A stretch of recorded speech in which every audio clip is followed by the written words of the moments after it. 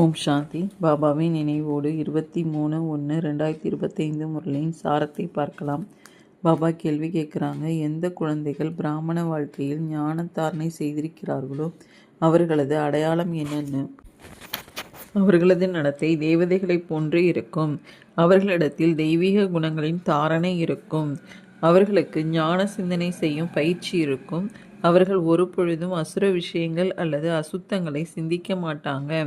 துஷ்பிரயோகம் செய்வது, அவதூறு செய்வது அவர்களுடைய வாழ்க்கையில முடிவடைந்திருக்கும்.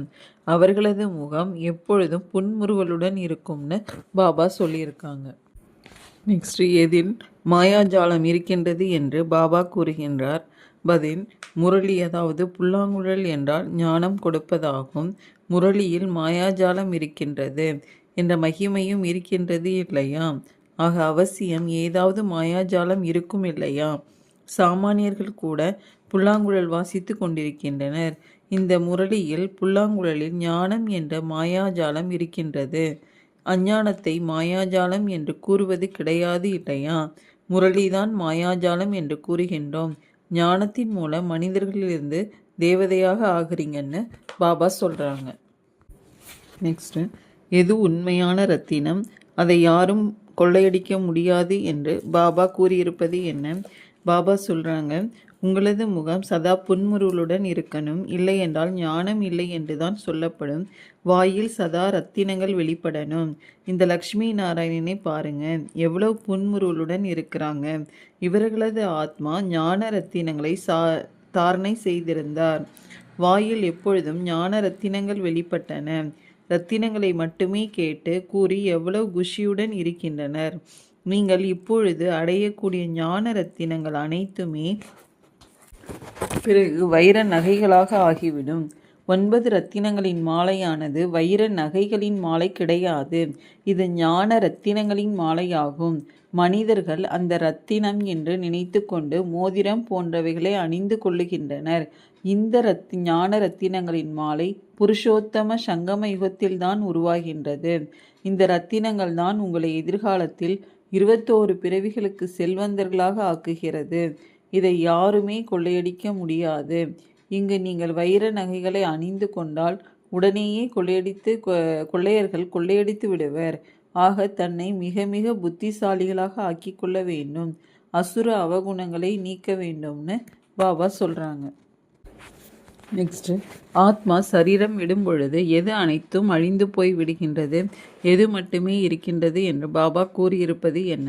பாபா சொல்கிறாங்க, இப்பொழுது பாரதம் எவ்வளவு ஏழையாக இருக்குது. செல்வந்தர்களுக்கு நேரமே கிடையாது. நான் இன்னாராக இருக்கிறேன் என்ற அகங்காரம் இருக்குது. இங்கு அகங்காரம் போன்ற அனைத்தும் நீங்கிவிட வேண்டும். நான் ஆத்மா. ஆத்மாவிடத்தில் செல்வம், வைர நகைகள் போன்ற எதுவுமே கிடையாது. தேக சகிதமாக அனைத்தையுமே விட்டு விடுங்க என தந்தை சொல்கிறாரு. ஆத்மா சரீரம் விடுகின்ற பொழுது செல்வந்தர் போன்ற அனைத்தும் அழிந்து போய் விடுது. மீண்டும் புதிதாக படித்து சம்பாதிக்கிறாங்க அல்லது தானம் புண்ணியம் நன்றாக செய்கிறாங்க எனில் செல்வந்தர் வீட்டில் பிறப்பெடுப்பாங்க. கடந்த கால செயல்களின் பலன் என்று கூறுகின்றனர் இல்லையா? கல்வியை தானம் செய்திருப்பர் அல்லது கல்லூரி, தர்மசாலை போன்றவைகளை உருவாக்கி இருப்பர் எனில் அதற்கான பலன் கிடைக்கின்றது. ஆனால் அல்ப காலத்திற்கு தானம் புண்ணியம் இங்குதான் செய்யப்படுகின்றது. சத்யுகத்தில் செய்யப்படுவது கிடையாது. சத்யுகத்தில் நல்ல செயல்கள் மட்டுமே செய்வர் எனில் இப்போதைய ஆஸ்தி அடைந்திருக்கின்றனர்.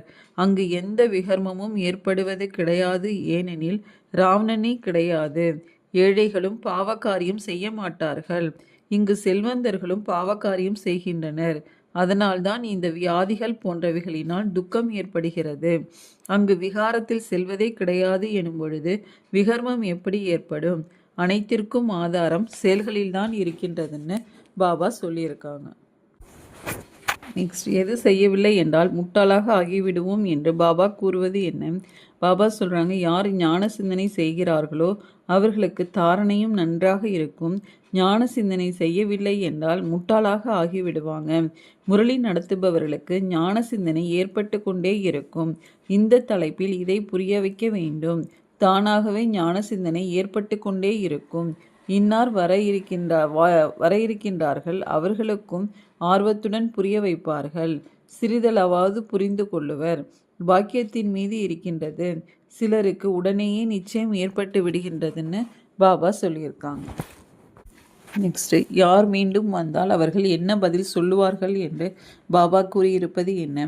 பாபா சொல்கிறாங்க, யாராவது படித்து பிறகு பதீதமாக ஆகிவிடுகின்றனர், பிறகு அவசியம் வருவார்கள்.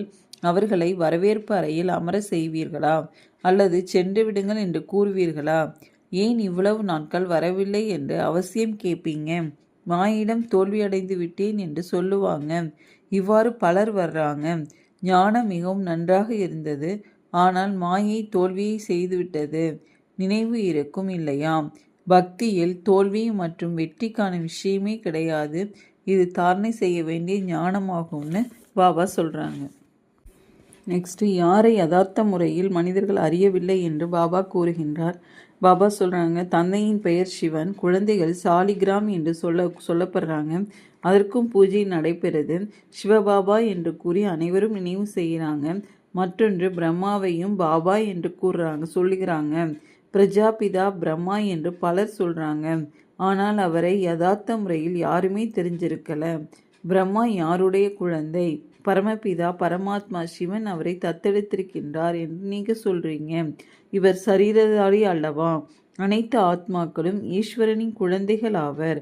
அனைத்து ஆத்மாக்களுக்கும் அவரவர்களுக்கென்று சரீரம் இருக்கின்றது. அவர்களுக்கான பாகமும் கிடைத்திருக்கிறது. அதை நடித்தே ஆகணும்னு பாபா சொல்கிறாங்க. அச்சா, ஓம் சாந்தி.